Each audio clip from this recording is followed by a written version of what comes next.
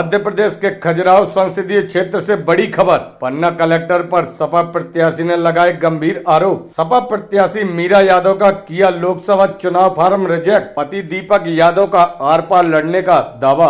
Media के सवालों से बचते दिखे कलेक्टर पन्ना। इस वक्त की बड़ी खबर आ रही है पन्ना से, जहां पर इंडिया गठबंधन से समाजवादी पार्टी से प्रत्याशी पूर्व विधायक मीरा दीपक यादव का निर्देशन पत्र रिटर्निंग ऑफिसर सुरेश कुमार ने निरस्त कर दिया।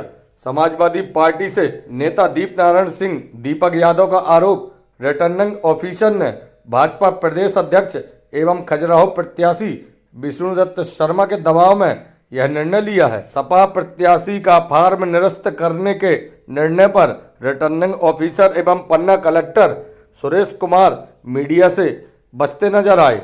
उन्होंने ऑफ कैमरा में बताया कि समाजवादी पार्टी प्रत्याशी ने अपने नामांकन फार्म के साथ मतदाता सूची की सत्यापित कॉपी संलग्न नहीं की और नामांकन फार्म में 2 स्थान के बजाय सिर्फ 1 स्थान पर ही हस्ताक्षर किए हैं। रिटर्निंग ऑफिसर सुरेश कुमार का कहना है कि सपा प्रत्याशी के निर्वाचन अभिकर्ता को पूर्व में इस संबंध में बताया गया था, जबकि अभिकर्ता सरदार यादव का कहना है रिटर्निंग ऑफिसर ने उन्हें किसी तरीके से कोई जानकारी नहीं दी। निर्वाचन अभिकर्ता सरदार यादव का कहना है कि उनके प्रत्याशी के फार्म में अगर कोई कमी थी और इस संबंध में यदि हमें पहले अवगत कराया जाता तो हम उसकी पूर्ति समय पर सुनिश्चित करते, लेकिन हमें इसकी कोई सूचना नहीं दी गई।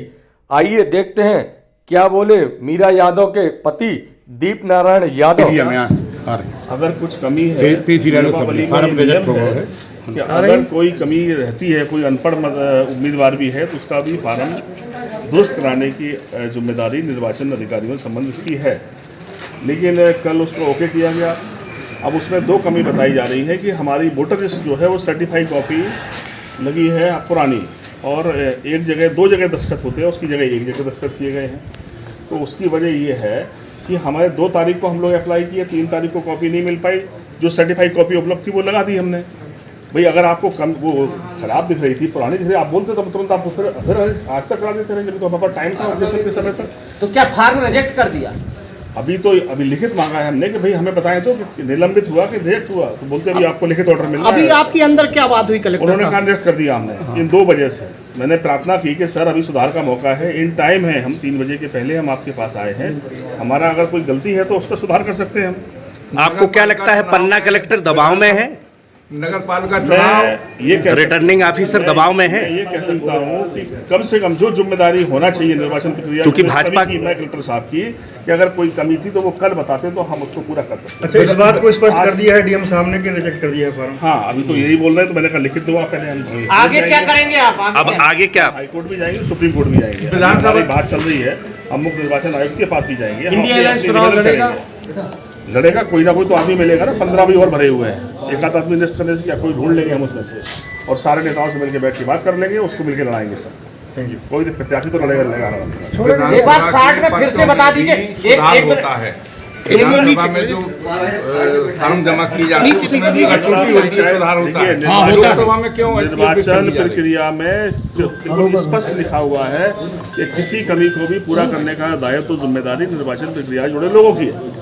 जिलाधिकारी मान लो अगर सर्वे शर्मा है उसके, तो उनकी और ज्यादा बड़ी बनती है। होने के पहले निर्वाचन ने आपके फार्म में गलतियां हैं। देखिए, हमारे अभी जो सरदार सिंह जी हैं, जो अपने लीडर हैं यहाँ पे पार्टी के, वो प्रस्तावक उन्हें बुलाया, उनसे बात भी की, और बात करके जब उनको 1 मिनट बता दिया कैसा हो गया। अरे भाई हमें आप अगर मौका देते तो हम उसकी भी कॉपी लाके कोशिश करते, अगर कुछ कमी छूट गई है। एक बार 60 में बताइए क्या फार्म रिजेक्ट हो गया? बिल्कुल, अभी वो कह रहे हैं रिजेक्ट कर दिया है, और हमने कहा क्या किन आधार पर, तो बोले मैं लिखित दे रहा हूँ दोनों चीज़ निकाल के निरस्त कर दिया। पहली बात तो कल जब पर्चे की जांच की जा रही थी, अगर कुछ कमी थी तो कल बताना चाहिए। ये निर्वाचन प्रक्रिया का हिस्सा है, निर्वाचन अधिकारी की जिम्मेदारी है कि अगर कुछ कमी है तो वो बताएं जिसको हम दूर कर सकें।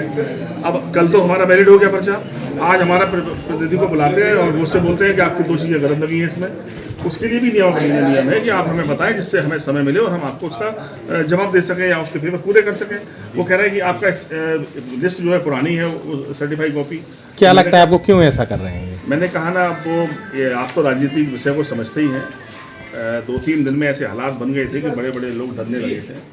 तो 2-3 दिन में जब ये गठबंधन का प्रभाव दिखा तो ये हमें जो लगता है कि निश्चित तौर पर उस प्रभाव की वजह से ये सब चल रहा है। और रही बात कुछ और है तो वो भी अभी सब निकल के बाहर आएगा, हमारा अपना ये मानना है इसमें। डर कौन रहा है? डर कौन रहा है? डर कौन रहा है इसमें? जो लड़ रहे हैं बीजेपी से वही डरेंगे जो लड़ेंगे। कौन से दो कारण बताए हैं उनको स्पष्ट करें। आगे क्या कागज बता रहे हैं कि आपका सिग्नेचर 2 जगह होना चाहिए, कागज पे 1 जगह है, तो मैंने कहा वो कल क्यों नहीं करा दिया आपने। अब दूसरा सवाल है लिस्ट कह रहे पुरानी है तो कल क्यों नहीं बता दी लिस्ट पुरानी, भैया हम नहीं लिस्ट लाते थे हमारे पास। मान लीजिए अब आपकी अंतिम सूची अभी 24 को भी निकलनी है ये, तो क्या उसके लिए जो दिया करेंगे, मान लो नहीं समझ पाया कोई मतदाता या आपको लिस्ट नहीं हमें दी आपके सिस्टम ने, हमने 2 तारीख को अप्लाई किया, आपने हमें कॉपी नहीं मिलने दी, तो हमारे पास जो कॉपी उससे भरा। तो यहाँ पे आपका निर्वाचन आयोग का कोई सहयोगात्मक रवैया नहीं रहा क्या? बातें तो अच्छी हैं पर निर्णय खिलाफ है। आगे क्या करेंगे?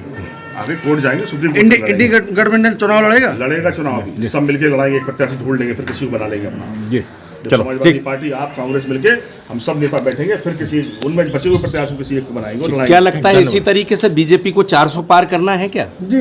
इस तरह से 40 पार नहीं होगी। धन्यवाद।